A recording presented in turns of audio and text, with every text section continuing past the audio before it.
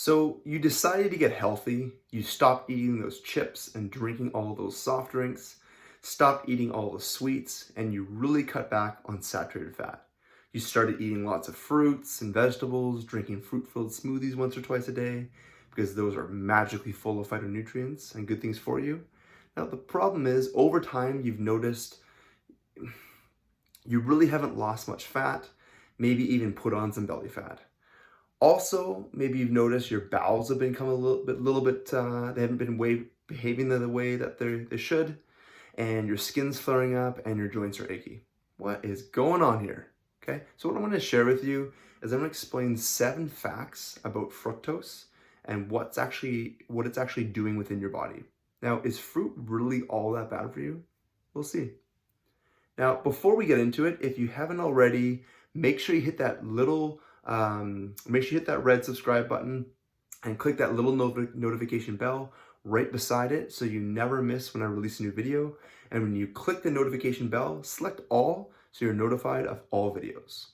So what I'm going to explain to you is basically that consuming too much fructose, and this is especially if you are metabolically dysfunctional, is not helping you nor your goal of losing fat.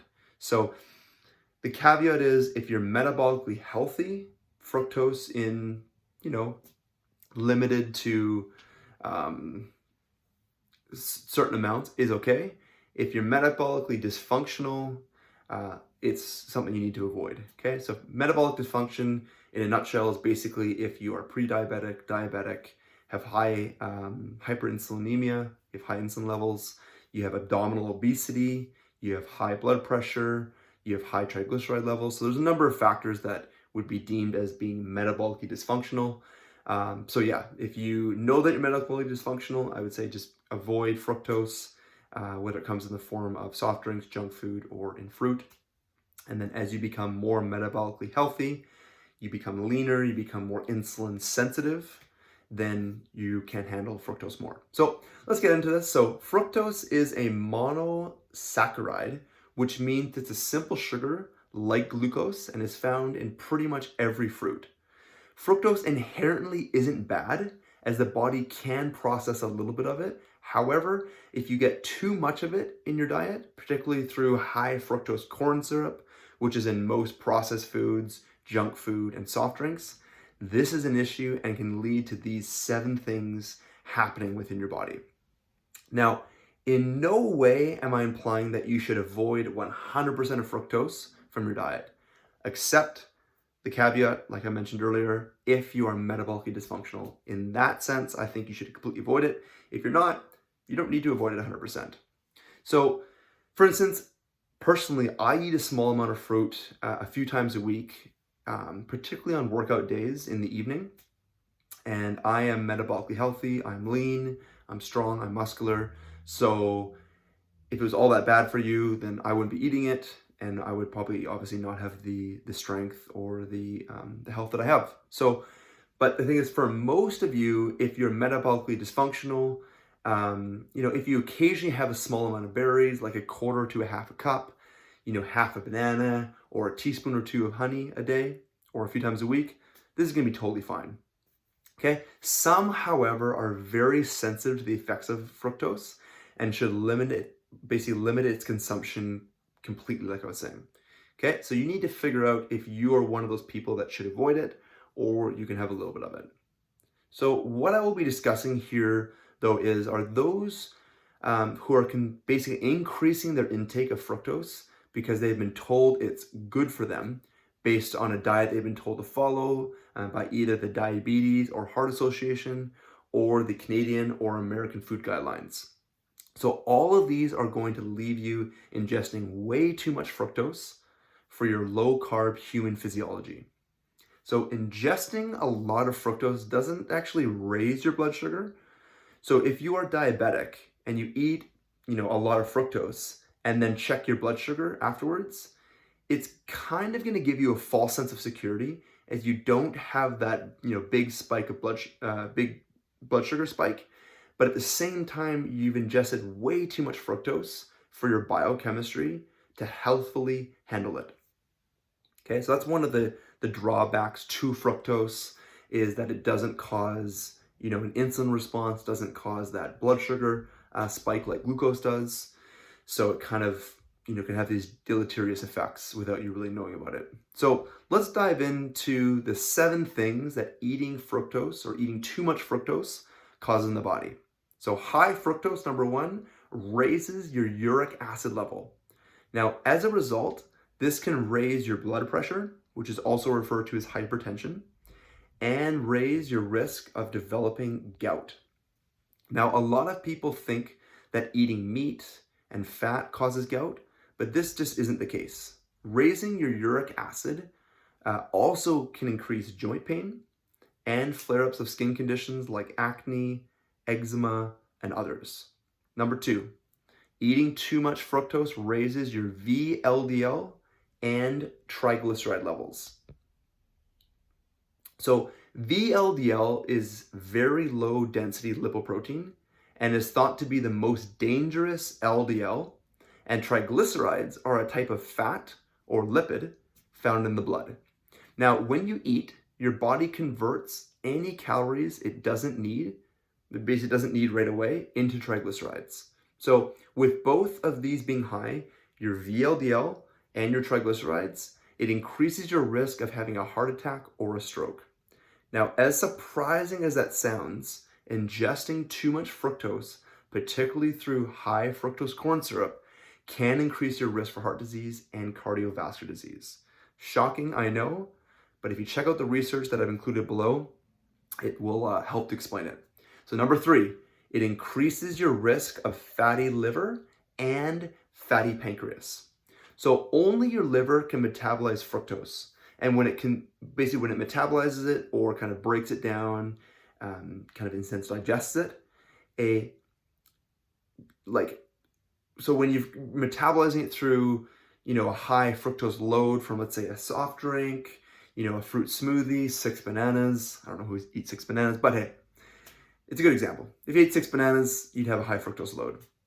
It has to put the fructose somewhere, so it raises your triglycerides in your blood, which are immediately stored as fat in your liver and pancreas and other inappropriate places. Now, we all need some stored fat, but none of us need stored fat in our liver and pancreas. This is a no-go, not good. Don't want this, okay? Number 4, consuming too much fructose doesn't trigger satiety signal. And I think this is a really big one. So it's much easier to overeat carbohydrates when you have fructose in your diet. The problem is it's not signaling your body that it's full. So you keep drinking the smoothie, eating the fruit, eating the junk food, eating the processed food, and you never really get satiated or full. So you wind up eating basically too much for your physiology. Number 5, it increases insulin resistance, okay? So if you don't know, insulin resistance goes hand in hand with prediabetes, type 2 diabetes, hypertension, as I mentioned earlier, which is high blood pressure, and a myriad of other medical conditions, okay? So we don't want anywhere near the insulin resistance we don't want any insulin resistance except for, which we won't get into in this video, insulin resistance of the fat cell is actually a good thing. But insulin resistance in your muscle cell, liver cell, all these other cells, we don't want that, okay? Number 6, consuming too much fructose leads to leptin resistance, okay? So leptin is a very important hormone which signals your body to store fat or not to store it. It also helps you feel full or not full. So when you're ingesting too much fructose, you develop leptin resistance, which leads to an increase in fat storage and a decrease in full signals or full signaling or satiety signals. So you just keep eating, and the cycle continues. Okay, number 7, it increases gut problems. Okay, so consuming too much fructose can lead to an increase in IBS, which is irritable bowel symptoms, such as gas, bloating, diarrhea, and sometimes constipation. Now, part of the reason for this is that certain bacteria in your gut love fructose. and thereby you are feeding them and causing them to grow and proliferate when you ingest too much fructose. Now, when these bacteria grow and proliferate, they produce certain gases, which in turn cause you gas and bloating. Not good. Now, a bonus number 8, when you consume too much fructose, it actually increases glycation of your cells and tissues. Now, what is glycation? So glycation is the attachment of a sugar, so glucose, fructose, any one of these simple monosaccharide sugars. What it attaches to a protein or a lipid, which is a fat, okay? So even though your cells can't use fructose for energy, it glycates your cells and tissues 7 times greater than glucose, which is the main sugar in the body. So this will increase the production of AGEs, which are advanced glycation end products within your body, which age you, okay? Did you see the word age in there? Okay, so yeah, fructose, when it glycates with your cells, will actually make your skin age faster. It will increase degeneration in your joints and cause all sorts of other problems in your body. So if you are eating or drinking, for that matter, a whole bunch of fruit or consuming high fructose corn syrup and soft drinks or junk food, you are actually aging yourselves 7 times faster than what glucose would do. Now, do you want to age faster? I sure don't. I'm assuming you don't either. So let's cut back on the fructose. So I really hope that this was helpful on the 7 things that fructose causes in the body. Now, if you think anyone could benefit from this, please consider sharing it anywhere on social media, as you may help someone resolve their health issue or at a minimum, drastically improve it. Okay. Now, if you want to learn more and you want to learn basically how to incorporate and start a lifestyle like this, you know, whether it be low carb, whether it be keto, carnivore, a fitness training program, or just basically improving your health generally, visit my website at www.tyronpiteau.com/newsletter, and you'll be able to download my 8 strategies for lasting fat loss and optimal health. It's a guide that I've put together, and I'd like to give that to you for free. And I'd like to give you, when you sign up there, a free 20-minute consultation. We can just pop on the phone, pop on a Zoom call, Skype call, and chat about what your goals are, what your limitations are, what your medical conditions are, and hopefully we could build a plan that could be beneficial to you and help you improve your health, improve your fitness. So I really appreciate you watching. If you like this video, please click the thumbs up button. And as mentioned earlier, please remember to subscribe and click the notification bell right beside it and select all so you're notified of all videos.